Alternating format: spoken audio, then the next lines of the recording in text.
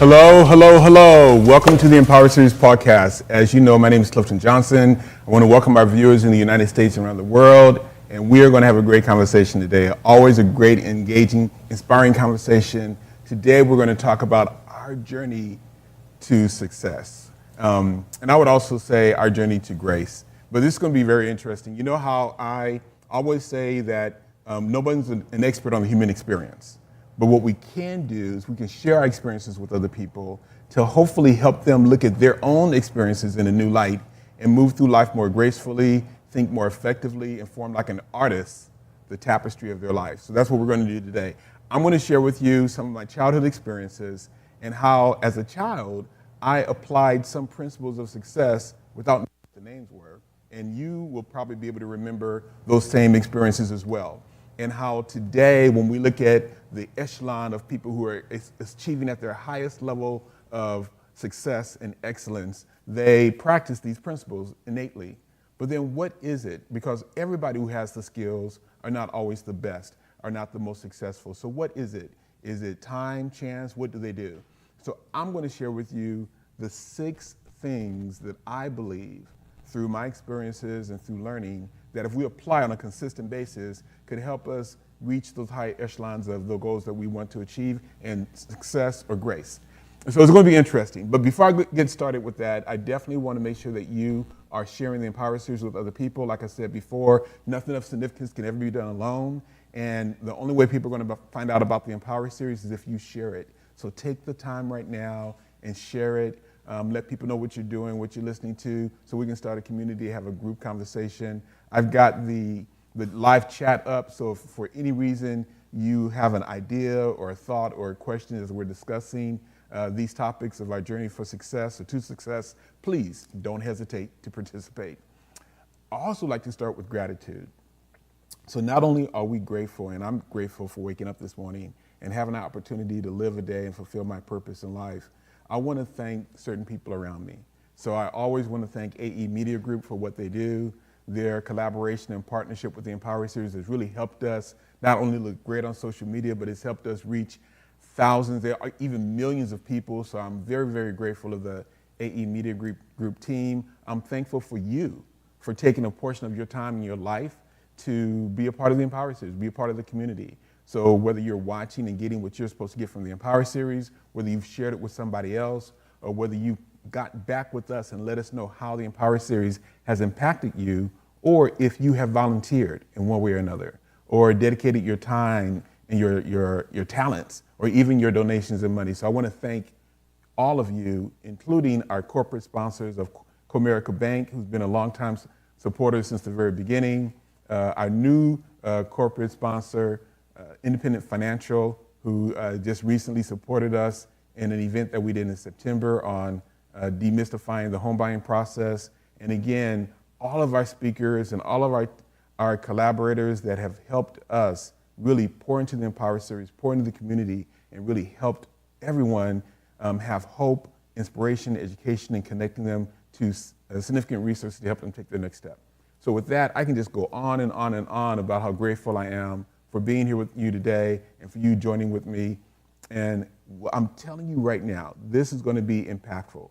We're going to talk about what are the principles and what's the key, what's the nugget to really ensuring that we are manifesting our ideas and achieving our goals. I will start with when I was a child growing up in South Central LA. I remember the first house that we lived in was on just off of Broadway, South Broadway and 60th. And I remember we lived on the top of the garage in the back of this person's home. Don't really remember what their names were, probably Margaret, but we had a house there. And I remember walking to the 61st Street school, elementary school, and going across Broadway, South Broadway, where we had a bunch of storefronts. And I remember seeing liquor stores and people standing around the liquor store pretty much all day when I would walk to school, and then when I come home, they would just be hanging out in front of the liquor store. And I thought as a child, what are they doing? Like, what, are they just hanging around? Are they not working or what? Because my dad worked hard. And so I always thought that, you know, if they had a job, maybe if I bought the businesses on that block and employed them, they would be busy, right? Because I was going to school. I had dreams and aspirations of playing sports. I did a lot of extracurricular activities. So I always just thought as a child, what are they doing with their time? And whether they're being productive or not. Now, that's what I thought as a child. I also thought that whatever you believe or whatever you can conceive, you can achieve. You remember that phrase when you were growing up? Whatever you can achieve, whatever you can conceive and see in your mind, you can achieve. If you believe it, you can do it. You will, whatever you believe, if you believe you can or believe you can't, you're right, whichever one it is. And so I had that premise of a belief, and I also had a lot of dreams. I like to go to bed, and because I really love dreaming about a bunch of different things, everything that I wanted to do, playing, and I realized that I wanted to be successful, own businesses. I know I need to go to college. And so I realized that my mother and father were not wealthy, and in order to go to college, I had to get a scholarship. So I focused on my education. I focused on my education, and I focused on sports. Now, sports wasn't the first thing. It was really more education, because when we moved from 60th and Broadway, we moved to the Hyde Park district, and I moved into the second grade to St. John's off of 60th and Crenshaw, and we lived on 6405 Madden Avenue, right? But there I remember going to school. It was a new school, didn't know a lot of people, and I was always the last one being picked for sports. I wasn't I just wasn't known, and I also didn't think I was good at sports. I was really focused on school. And I remember one time playing flag football, Steve Jones caught the ball, and he just tossed it to me, and I had to run it back, and I was scared out of my wits. But I ran it all the way back for a touchdown. And that was the first time people started recognizing that, you got some skills, bruh. Maybe we need to start picking you first on the team. And so I started playing basketball, started playing football, became very, very good at the sport, went to Sarah High School in Gardena, California, and I had the dream to be very good in football to get a scholarship, as well as to be good in my academics. So I'm talking about that because the first principle of really being successful is having a goal and being able to see it and having that goal be the most dominant thing that you want. Like, you're not only thinking about it while you're awake and that's dictating what you do with your time, but you're also dreaming about it, envisioning it, and putting forth the work. So I knew that I wanted to go to college. I knew I needed a scholarship, so I always focused on my education and getting the best grades I could, and I also focused on being in shape for football.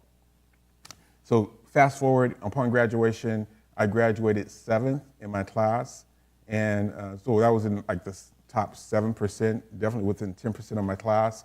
And then I had a number of scholarships. And even though I was injured on my junior year and also my senior year, I still made second team All-American, and I still had a number of scholarship offers to UCLA, USC, Notre Dame, Michigan State, Stanford, a number of different colleges, University of Hawaii, to Oregon. And I decided to go to the University of Washington. So that's where I wanted to go. Full ride scholarship. I was playing my first year, traveled with the team, and then after that year, during spring practice, I had a career-ending injury.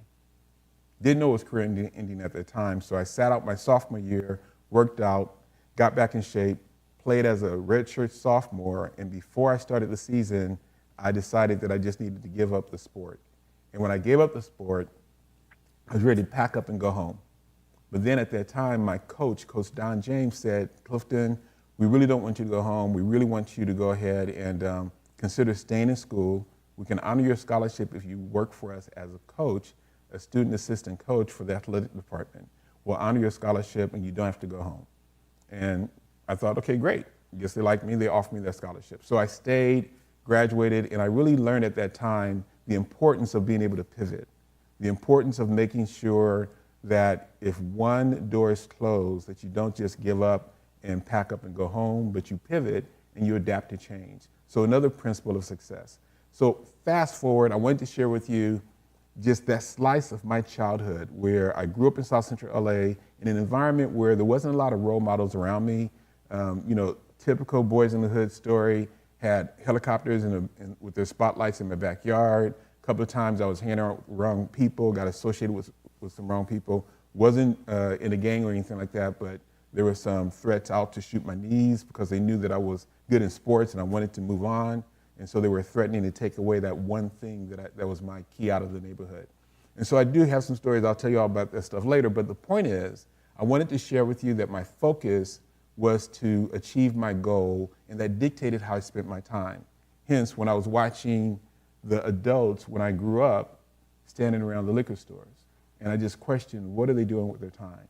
So part of my journey is realizing that in order to be successful, it will take your most precious resource, which is your time. And I wanted to share that story with you. I'm going to come back to it, and you'll see how those principles I experienced as a child, before I knew any name associated with it, are the same principles that we all apply in our lives on our journey to success. That being said, there's another law that I ran across, and you may have heard of this, but it's called the Price's Law. So let me know if you've heard of Price's Law before. Go ahead and put it in the chat that you heard about it, and tell me what it is. So it's Price's Law, Price', Price's Law. I'll tell you a little bit about it. So Price's Law is a law that says in any group,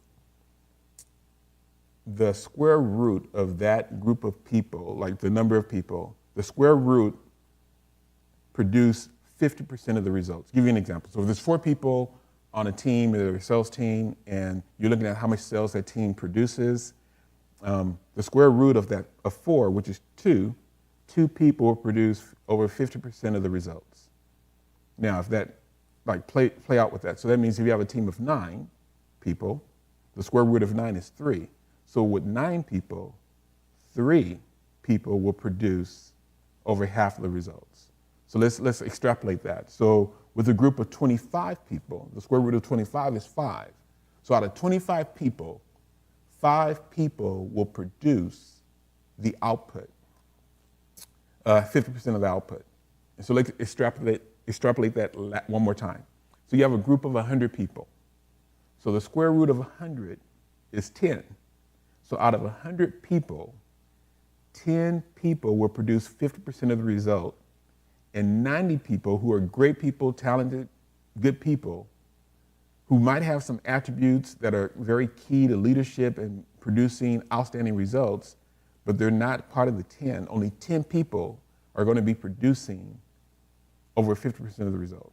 So isn't that wild? I mean, you notice that. You look at any team, and you got the echelon players. Now, in the NBA, NFL, anybody, if you make it to that level, you're good. But you look at them, and then there's certain athletes that stand out. So if you look at basketball, there's LeBron James, there's Steph Curry. You've got these athletes that are really top tier. And so it applies to everything, whether it's sales, sports, or anything else, that there's only a handful of people that are truly, truly successful. And why is that? And what I think, what the determining factor is, I believe, is time. What do people do with their time? Because we all have 24 hours a day. What do we do with it? Are we getting the most out of it? What do we do with it? Are we really efficient? But there's some other attributes as well. So if you look at some of the attributes of the people who get the top results in any team, just run through, they are intrinsically motivated, meaning that they're motivated internally. They don't let external factors really drive them. They march to their own drum, right? So they have these desires, but they're internally motivated. The other thing is they have a growth mindset. So growth mindset means that they're continually learning. When they get a result, they're not thinking that result is a fixed result. They can't do any better. That result only indicates that it's the result of their effort. So if they improve their effort or learn something else, they can do better. So they're continuously learning. They're striving to be better, and so they have a growth mindset. They have a strong work ethic. So they're working hard. So that's another attribute. They're very highly focused, so they're not distracted by different things that are getting them out of the way from their goal. They are problem solvers. They don't look at a problem then kind of feel like, okay, what's the solution? Even if they're working with other people and there's a problem, they're the thinkers, they're the innovators. They're thinking, okay, here's the problem, but with what we know, what do you think about this solution? They're also adaptable. They adapt to different situations. They're resilient, And they're also effective communicators. They have strong interpersonal skills. They're emotionally intelligent, which means that when something happens to them, they don't immediately just react to it emotionally. They realize that an event can happen. They kind of freeze. They're human, so they may have an emotional reaction, but they're not going to immediately react.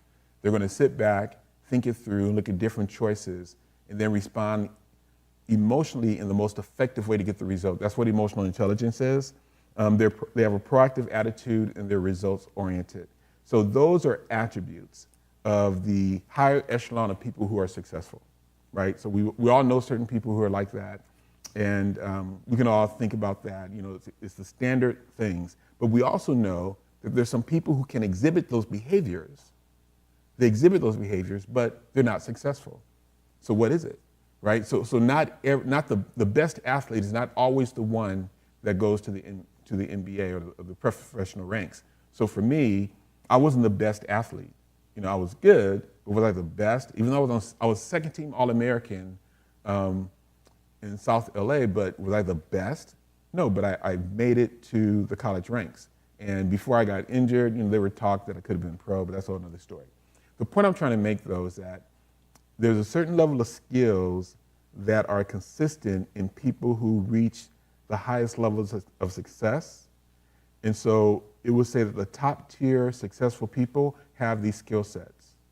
But there are other people who have these skill sets who are not necessarily at the top tier. So what is it? So when you sit back and reflect, I'm going to age myself a little bit. There is a group called Color Me Bad.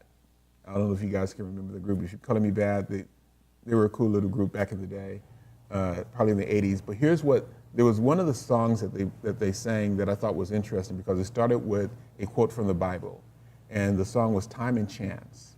And so I'm going to read, it was a quote from Ecclesiastes, chapter 9, verse 11. I'm going to read it real quick and I'm going to tell you how I interpreted it. So this is not a Bible study class.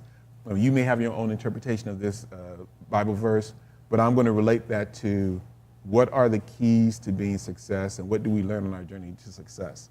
So the Bible verse reads, the race is not to the swift, nor the battle to the strong, neither yet bread to the wise, nor yet riches to men of understanding, nor yet favor to men of skill, but time and chance happeneth to us all.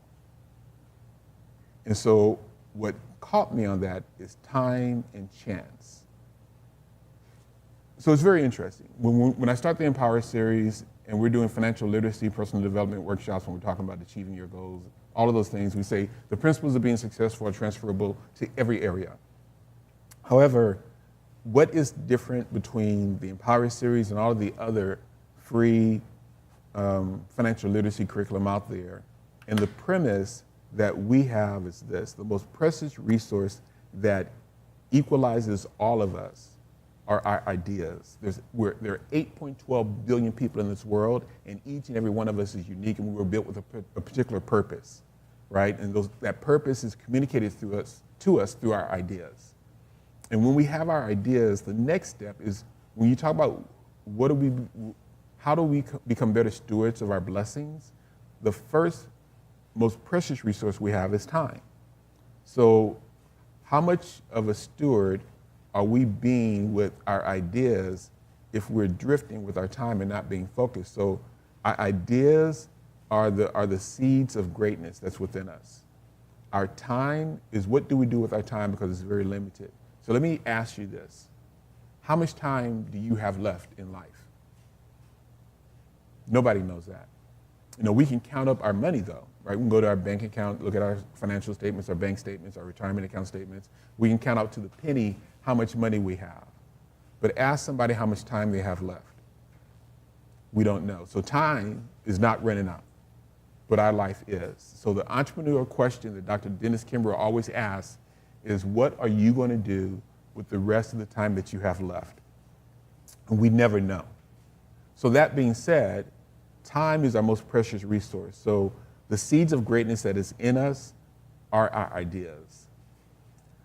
The most precious resource we have externally, and what we decide to do is, what do we decide to do with our time? when we look at how we spend our time, the next thing is that nothing of significance can ever be done alone. So who do we spend our time with? Do we spend our time with other people who inspire us, that are in alignment with us, that we're evenly yoked with, that help us collaborate and be a greater blessing to other people? Or do we spend our time with other people that divide us, that we get into division and arguments, we don't really feel inspired and fulfilled, and it's just a waste? And so ideas, time, and relationships, critical foundational tools that will assist us in manifesting whatever goal that we have. So I found when I was a child, who did I hang around with? If I hung around with the people who weren't really doing much in life, that wouldn't work. So when I was growing up, outside of school, I had a good mix of different friends, but all of my friends were very focused. Well, actually not all of them were very focused. Most of them were very focused on school, which is what I was interested in. But then I played sports and I had friends in different walks of life, let's put it that way. But in any event, I associated with people that really had like-minded goals of really doing well and going to college, and also doing well and being healthy to raise their level of athleticism to achieve their goal in sports. And so I associated with people like that. So I was very focused on what I wanted. I had an idea of what I wanted. I spent my time studying and practicing, and I associated with people who were of like mind. The same principles to be successful in any area of life. So I share that with you. And what I got out of this Bible verse, again, that time and chance happens to us all, is that it doesn't matter what your talent is. It doesn't matter how skilled you are. There's a level of what you do with your time that's always going to dictate what you get out of life. And there's also a level of chance. And I talk about chance because in my career in sports, I may have shared this with you. Well, I know I didn't share this with you before I share my uncle and aunt, who were a big part of my life when my mother and father passed away. My mother's from Kansas City, Missouri. And she left Kansas City, Missouri and went to Los Angeles before she graduated high school. And she became a cosmetologist and eventually met my father in Los Angeles. Now, my father is from Jeanneret, Louisiana. He was raised in the 3rd Ward in Houston, went to the military when he graduated from high school. And then when he came out, he was stationed in Los Angeles with his brother and some other family members. And at that point, he met his wife, my mom, right? And so they had me, and that's how that union happened. But my mother, raised in Kansas City, Missouri, had a larger family, 9 brothers and sisters. A lot of her brothers and sisters went to Lincoln University in Jefferson City, Missouri.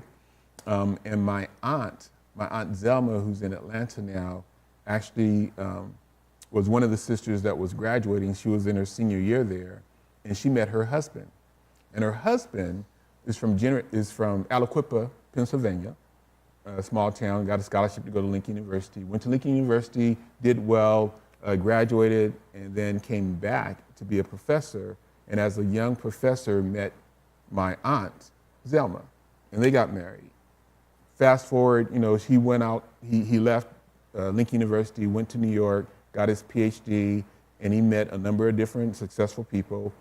He came back to Lincoln University to become the first alumni to be the president of Lincoln University between 1973 and 1983. And during that time, he got involved with the NCAA, National Collegiate Athletic Association, council through his relationships when he was getting his PhD out in New York. And at that point in time, he actually became the first African-American and college president and a member of a historically black college and university to serve as the secretary-treasurer of the National Collegiate Athletic Association. And then after that term, and that's from 1979 to 1980, and then from 1980 to 83, he was the first African-American to serve as the president of National Collegiate Athletic Association.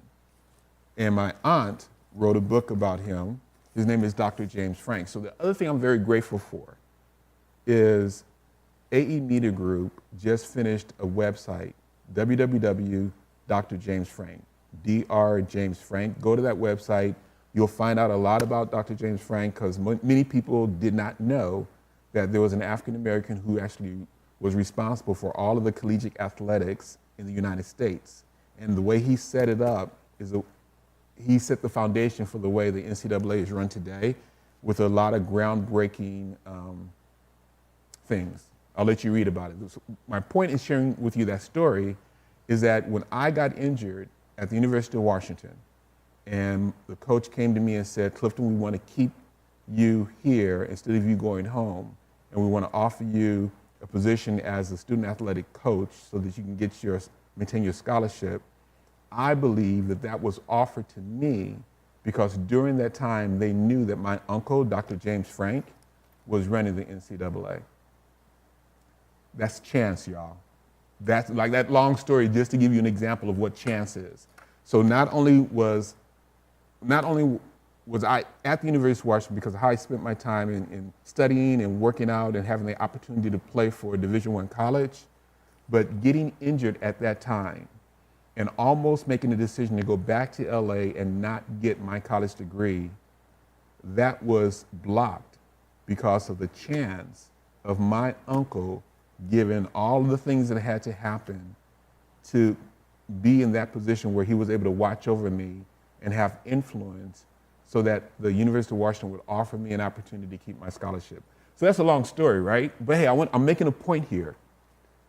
Time and chance happeneth to us all, okay? So that doesn't mean that we can squander our time and really hope on chance. Or, the fact is there's a combination. You can be the smartest in the world, you can be the richest in the world, you can be the wisest in the world, but time and chance happeneth to us all. We can increase our odds. So I'm going to talk to you about how we can increase our odds now to improve our ability to be successful on our journey. There's another book that I read called Outwitting the Devil. So look at this book. I think it's a good book. It was written by Napoleon Hill. Napoleon Hill was the gentleman in the 1930s that wrote the groundbreaking book, Think and Grow Rich. So he wrote this other book that was a controversial book back at the time. It wasn't released back then, but it was released after he passed away and his wife passed away because his wife did not want him to publish this book because it was so controversial. Basically, the book, though, Outwitting the Devil, it's a thought-provoking book. I'll tell you what was written about it. It's a thought-provoking book by Napoleon Hill that delves into the psychological barriers that hinder success. He presents a unique perspective, personifying negative influences as the devil and offering strategies to overcome them.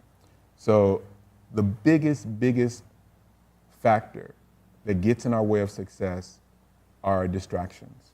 And so he has some principles of how to avoid distractions. I'm going to go over with you. There's 6 of them. And those 6 principles is what I applied as a child to achieve my goal of playing football at a Division I school. And when I look at other successes I've had in life, it was a reflection of me applying these principles. And then there's a foundational principle that I'm going to close with that applies to everything, and it trumps all of this because time and chance, y'all, happeneth to us all. So one of the key things in the book is the importance of focusing and avoiding distractions. Hill emphasizes that distractions can derail our progress and prevent us from achieving our goals. He suggests the following strategies for avoiding these distractions, and it's really managing our time. The first one we talked about, you got to have a very clear purpose. You have to have a clear purpose, a compelling purpose, a burning desire that you want something. And if you're sitting here right now not quite sure what you want, that's okay, because there are times in our lives where we go through this uncertainty. But at the end of the day, the answers are within us. So get quiet, pray on it, seek out counsel and input from people around you. But what is that burning desire? What is that dream that you have? I was listening to a podcast where this guy said, if you could be successful in anything that you want to do, if you knew you would be successful in anything that you want to do, what would you do? And if you're not doing that now, We're going to delve into why you're not doing it. But the truth is, you can be successful in whatever you decide that you want to do.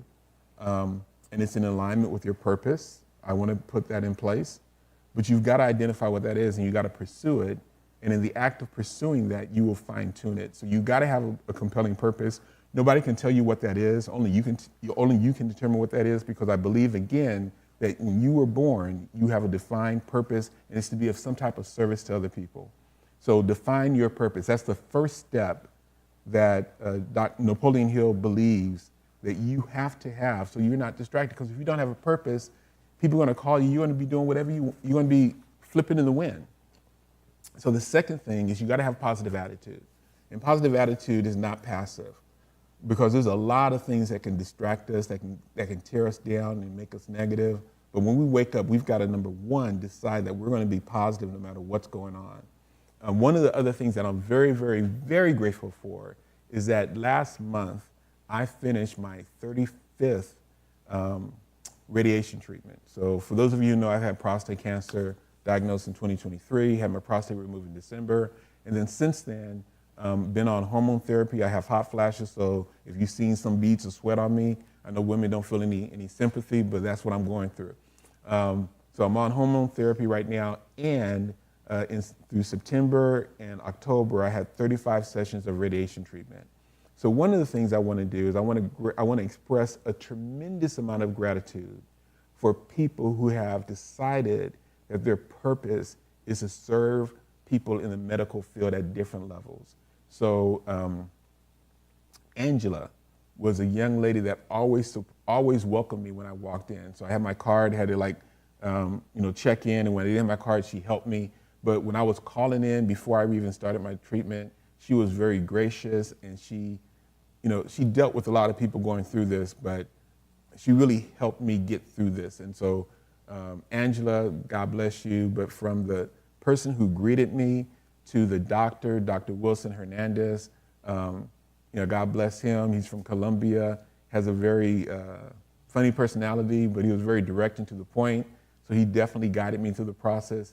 He had two assistants. Rita was one of them. The second one, her name escapes me, but there was a time where there was miscommunication and I was kind of feeling a certain kind of way, but they handled me, right? They had to handle me because I wasn't my normal, easy to deal with self, but they've dealt with a lot of people. And then also the radiation technicians. So there's a team of technicians. There's Vince, there's Billy, there's Stephanie, there's Shelly, there's Jessica, there's Jennifer, there's also Sorrow. There's a number of different technicians, but those were the main ones that dealt with me every day for 35 sessions, where they greeted me, they put me into this room, got me situated on the radiation machine, had me sit there for 5 minutes and took me out. And they do that with 35 other people every day. So I love the fact that they are pursuing their purpose. They decided what their primary purpose was, and they're doing it, and I am the benefactor of that. So again, I'm expressing a tremendous amount of gratitude and appreciation in the midst of sitting in this room with a bunch of men who are having these prostate issues, some of them old, some of them young, not really feeling that happy about the process. But we really, I would say we bonded, and I brought to that waiting room a level of energy and appreciation and gratitude. And every day I had a joke. I figured I'm not going to be the one just walking in there getting microwaved every day for 5 minutes. I'm going to be the one coming with jokes. So I came with jokes for 35 days. Some of them were corny, but it really lightened up their day and started their day, because my sessions were at 8:30 every morning. The point I'm trying to make, though, is that you got to be positive, and no matter what the situation is, no matter what you're going through, there's a positive side of it, and we've got to make positive. And that's not a weakness, and that's not Pollyanna, but that's really waking up with a sense of gratitude and deciding that no matter what happens, you're going to see the positive aspect of it and make good out of it, because we're all learning. And if we're going through some hardship, then at the end of the day, we got to realize how that hardship is preparing us for something great in the future. So number 2 is positive thinking and cultivating a positive mindset and avoiding negative thoughts. The third step is self-discipline.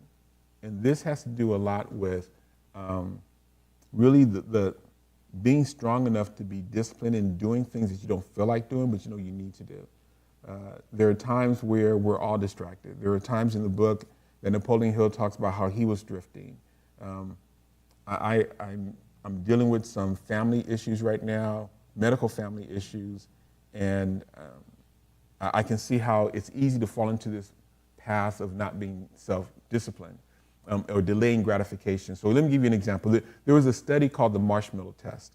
I don't know if you've heard about that, but a marshmallow test was conducted back in the day where they took a number of children, young children, and they placed them in a room and they gave them a marshmallow. And they told them that they had two choices. They could either eat the marshmallow now immediately or wait 15 minutes and get 2 marshmallows. So get it. So you're a kid, you're in a room, you're given a marshmallow and you want to eat a marshmallow. But they're saying, look, you can have this marshmallow now, or if you wait 15 minutes, we'll give you 2.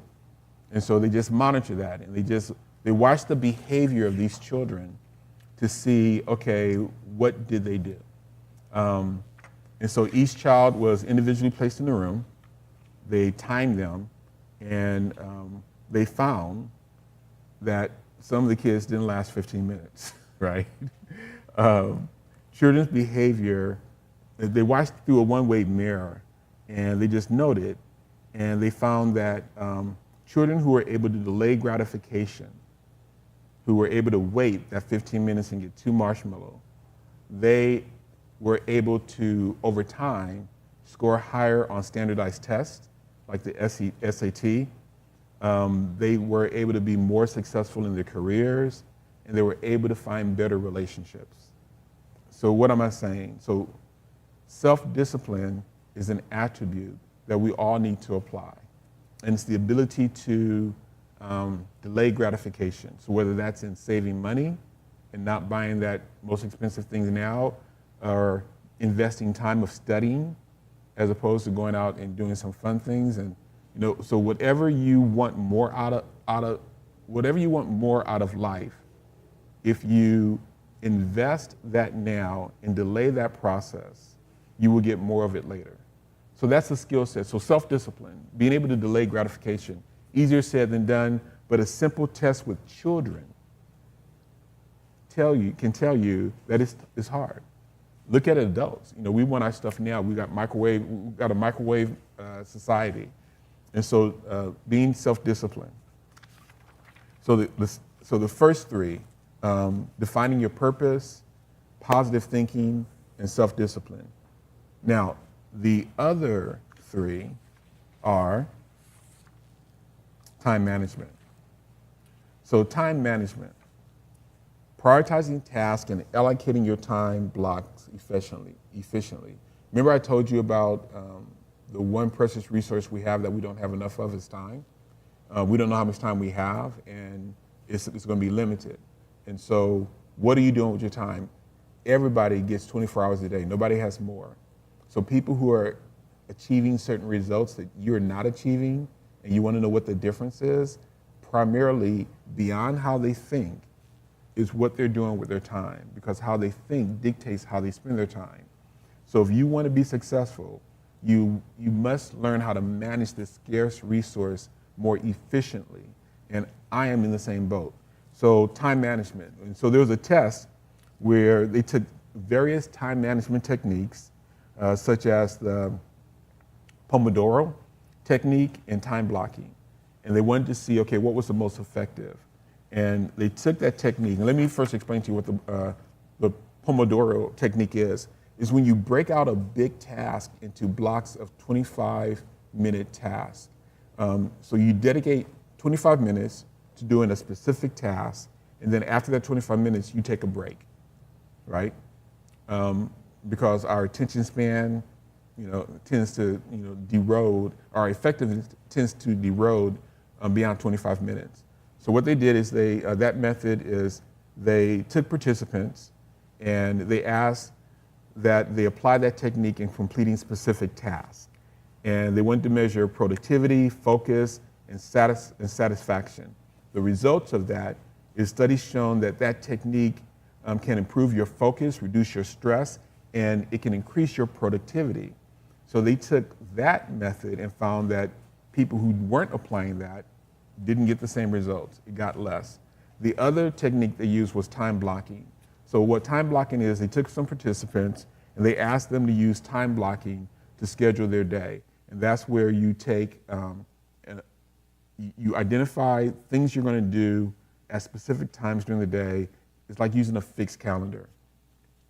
The results of that study is that people who use time blocking felt that it was more effective in helping individuals prioritize tasks, it reduced distractions, and it improved time management.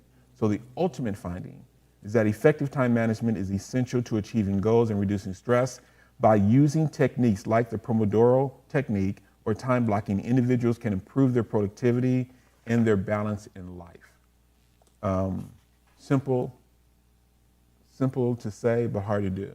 So the other task, or the other technique, is minimizing distractions. So creating a productive work environment and limiting distractions like social media, as well as unnecessary notifications. In this society, we got the news coming at us. We've got, again, all of these notifications, whether it's email notifications, LinkedIn notifications, Instagram, TikTok, whatever that is, it's just interrupting our focus. And the other thing about distractions is that once you're clear about your purpose and what you want to achieve, anything that you're doing that's not in alignment with that is a distraction. And so the things that should be catching your attention should be the things that's going to help you improve maintaining your purpose. Kobe Bryant mentioned that when he was very young and he decided that he wanted to be the best in basketball, and that was his focus. That's all he saw. And he said at that point in time, the world became his library. That meant everything that he took in, everything that was valuable to him, everything that he learned from was in a filter of, did it help me perfect my goal of being the best of class in basketball? So to you, what I encourage you to do to avoid distraction is to get very, very clear on what you want to accomplish, and to then distract out anything that's going to get in the way of that. So whether it's TV shows, I talked to some of my friends who tell me that I'm very rigid. Another friend of mine told me that I'm like a PowerPoint presentation. I'm not able to deviate. But I'll tell you that right now, what's important to me in my life beyond my faith is ensuring that the people in my life have good experiences with me. And there's a lot for me to do to ensure that with my children and my extended family. The other priority in my life is the Empower series and what I'm doing now. And really, anything that can help me improve what I'm doing and anything that can help me reach greater people, I'm all in. So when people are calling me wanting to go watch the game or wanting to go travel and take a retreat, I don't have time for that, because there's things I need to do that's going to help me pursue my goal.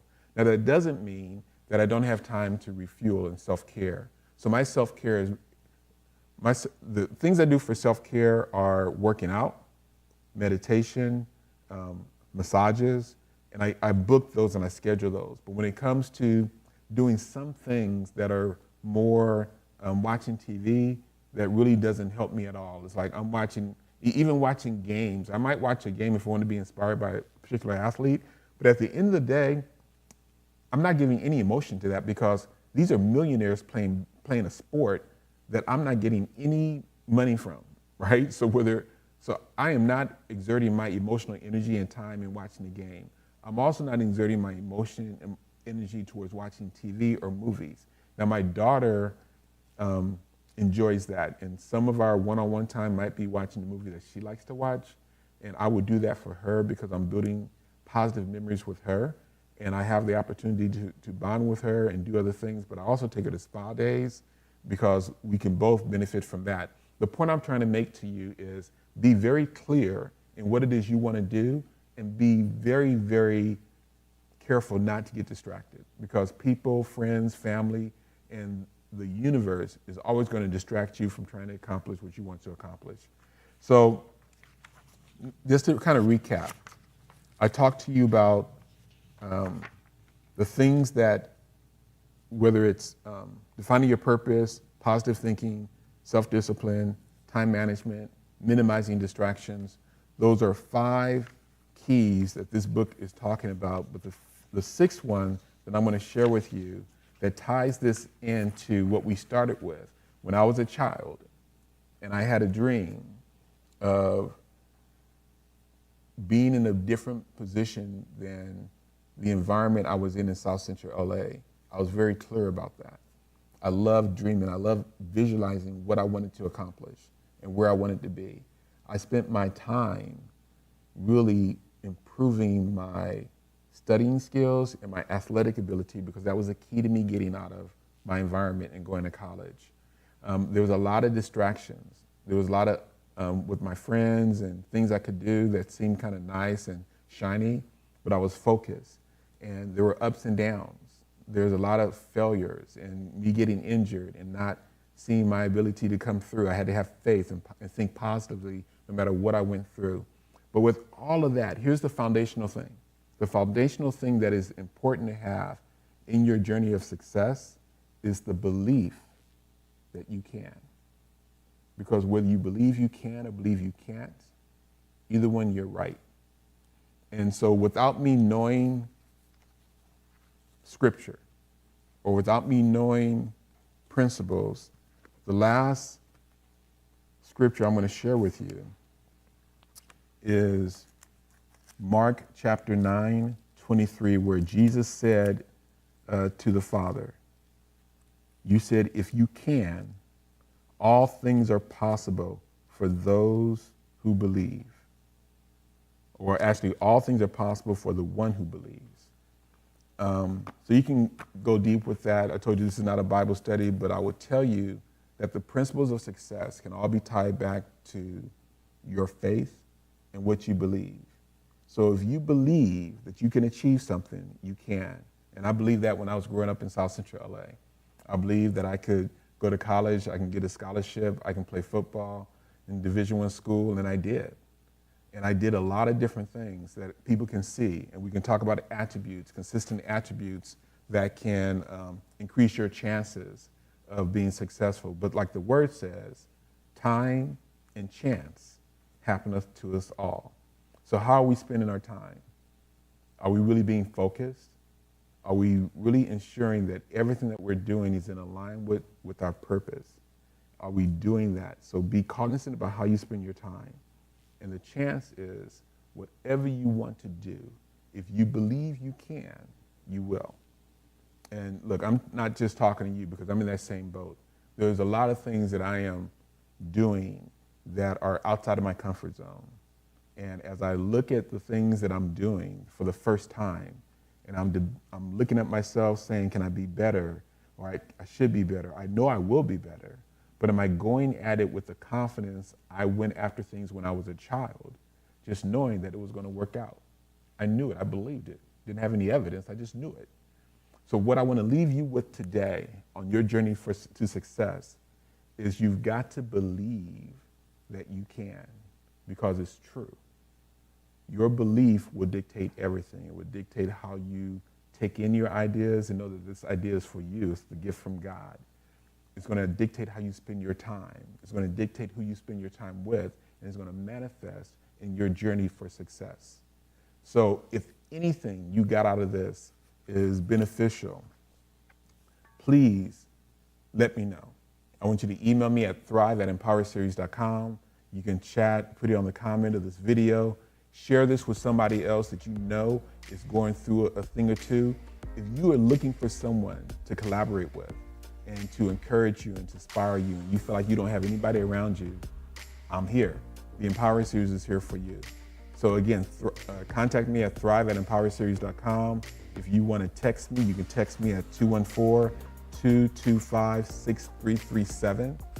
I am looking for people to collaborate with because we are actively looking for more people to join the Empower Series community to positively impact the world by inspiring people to thrive in every area of their life. So you are successful if you're progressively realizing a worthy ideal. You've decided what it is you want to do, you're clear about that purpose, and you're taking steps day by day to achieve that. Every day you're taking action to achieve your goal. There are times when you get distracted. There are times when you might slip, but hey, that's life. You know, every step in the journey is of value, even the ones that are difficult. So if you want to collaborate with somebody and be inspired, I would say join the Empower Series community. Go to our website, www.empowerseries.com. You're not alone. Share this with somebody else. Let us know how we're impacting your life. So do that by clicking on the survey button. Like I said before, we're actively looking for strategic partners. So those are partners who want to support us with their time, their talent, or their resources to help us reach more people. So companies like Comerica Bank, Independence Financial, or other companies or businesses, if you want to support the Empower Series, like I said before, reach out to us at www.empowerseries.com. Email me at thrive@empowerseries.com. Or if you want to donate, what you can do is you can text the word donate or text the word give to 214-225-6337 or go to our website, www.empowerseries.com. That being said, again, I'm glad you joined in with us. This is the most valuable use of your time if you take action. So everything we do, we want to make sure we give you hope that you can achieve your goals. We've inspired you to take consistent and disciplined action. We've educated you, so I've shared some things with you that you may not know, that you can do more research in, and more importantly, connecting you to resources to help you take that next step to achieve your goal and make progress day by day. Don't keep us a secret. You're not in this alone. And until we meet again, I want you to be empowered and inspired to thrive. I look forward to working with you and hearing more about how the Empower Series has impacted your life. Thank you.